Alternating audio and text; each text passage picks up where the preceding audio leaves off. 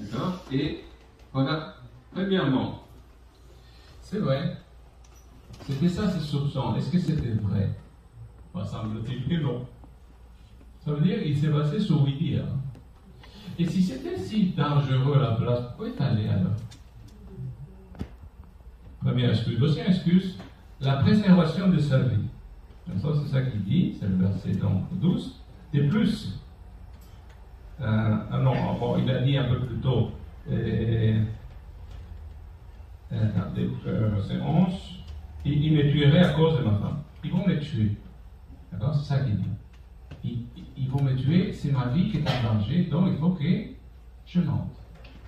C'est la préservation donc de sa vie qui est importante. Tant pis pour les conséquences. Et alors, c'est la suivante, sa relation avec Sarah. Mais c'est vrai quand même que cette femme, c'est quoi? C'est ma soeur. Est-ce que c'est vrai? Oui, c'est vrai. C'est sa demi-sœur. Est-ce qu'on peut mentir en disant la vérité? Oui. Pourquoi? Parce qu'on ne dit pas toute la vérité. Il y a beaucoup de mensonges que c'est des morceaux de la vérité. C'est proche de la vérité, mais c'est faux. C'est un gros mensonge. Pourquoi? Parce que c'est sa femme. Il y a bien des façons de colorer le mensonge pour dire non, c'est pas un mensonge. Je mens pas au sampo, c'est pas vrai. On le colore. Et c'est ça qu'il fait. Attendez, c'est un enfant de Dieu qui fait ça. Continuons. Et ça, c'est la pire. On roule. C'est la pire, c'est le verset 12. Donc, au verset 12, il dit de plus, il va qu'elle est ma soeur, ma fille de mon père, seulement, et elle n'est pas la fille de mon père, elle est devenue ma femme. Lorsque Dieu me fit errer loin de la maison de mon père. Voilà, ça c'est le verset 13. Ça ne se voit pas trop en français, dans la Luciron. Mais le mot, en hébreu, il y a à peu près 6 mots pour le fait de voyager, errer. Il a choisi le pire. Et le mot qui veut dire littéralement tourner en bourrique. Dieu m'a fait errer comme une mouche sans tête. Alors, puisque j'étais comme ça, j'étais obligé de mentir. C'est ça qu'il dit. À qui la faute là? C'est Dieu. C'est lui qui m'a mis dans cette situation. Alors, j'étais obligé de mentir. Quand on accuse Dieu, ça devient grave. Point suivant, la gentillesse de l'acte.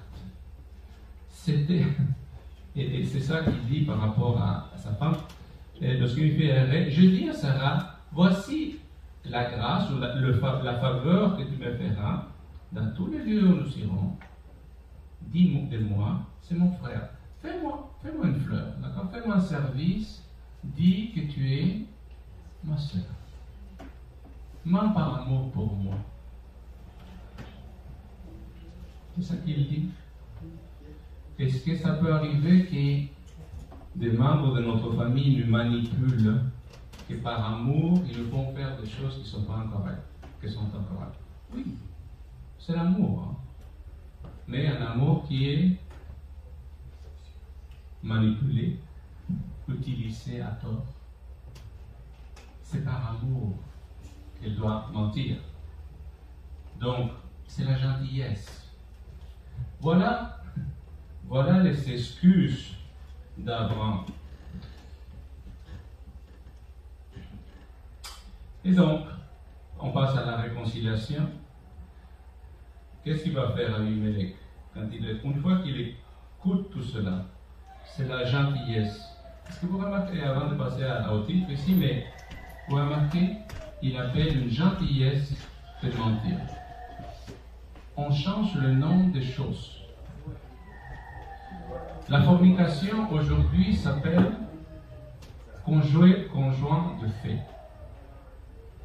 Aujourd'hui, l'homosexualité, ce que la Bible appelle quoi? Une abomination. On le appelle une orientation sexuelle.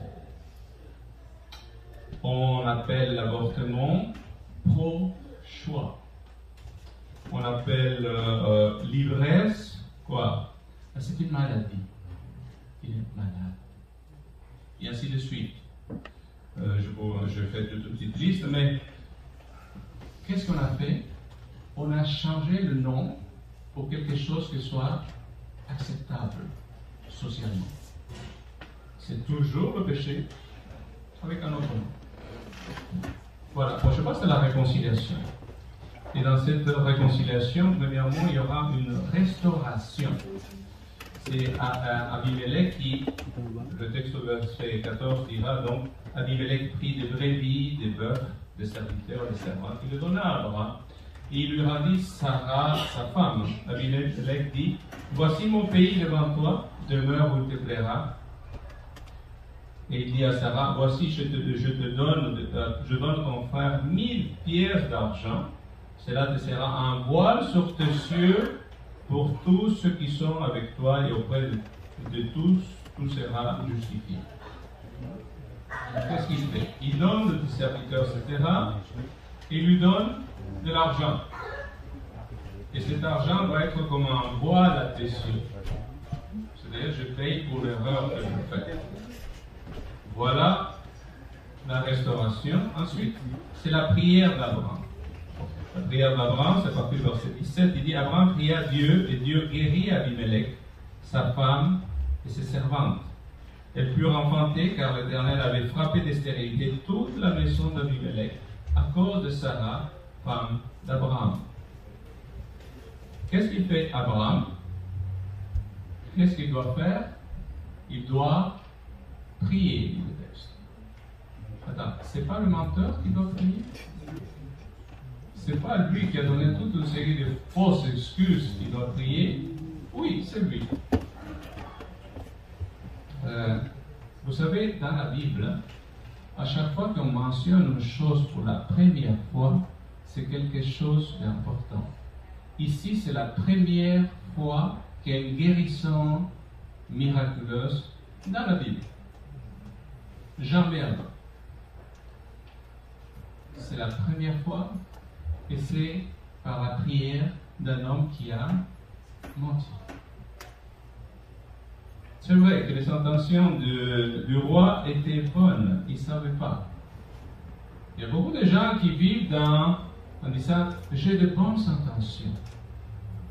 Oui, mais si tu manges des champignons vénéneux avec de bonnes intentions, tu vas mourir. Ce n'est pas les intentions qui sont la chose importante, c'est qu'est-ce que tu fais. Et voilà, on passe à la suite. Et c'est le salut par la foi que je mets ici.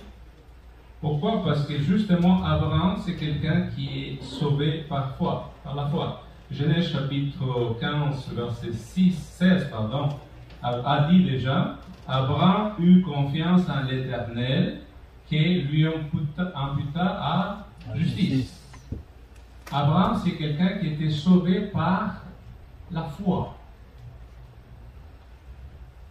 Est-ce qu'Abraham a péché ce jour-là? Oui, il a menti. Mais c'est qui doit mourir? C'est Abimelech qui va mourir s'il ne rend pas la femme. Tandis qu'Abraham, il est quoi? Il est un prophète de Dieu. Pourquoi? Parce qu'il a une relation avec Dieu. Il a péché, certes. Il s'est repenti, on va le voir, parce que Dieu répond à sa prière par la suite. Ça veut dire qu'il s'est repenti. Mais il reste quand même un prophète de Dieu. Malgré qu'il a péché. C'est ça qui est incroyable dans ce texte. Abraham, était-il un homme parfait? Non. Ça se voit clairement. Il vient de mentir. Mais, donc ici, je lis Romains chapitre 8, versets 1 et 2. Il dit, il n'y a donc maintenant aucune condamnation pour ceux qui sont en Jésus-Christ. En effet, la loi de l'esprit de vie en Jésus-Christ m'a affranchi de la loi du péché et de la mort. Abraham est-il sauvé quand il a menti? Oui. C'est pas parce qu'il a menti qu'il n'est pas sauvé. C'est un juste qui a péché. Mais est-il sauvé? Oui. Pourquoi? Parce qu'il a accepté le salut par la foi. C'est donc pas la loi qui le condamne, c'est sa bouche qui le condamne. Parce qu'il parle trop et dit des choses qu'il n'aurait pas fallu dire, mais il est sauvé, il reste sauvé. Donc, Abraham est un enfant de Dieu. Romains chapitre 4, versets 1 à 5.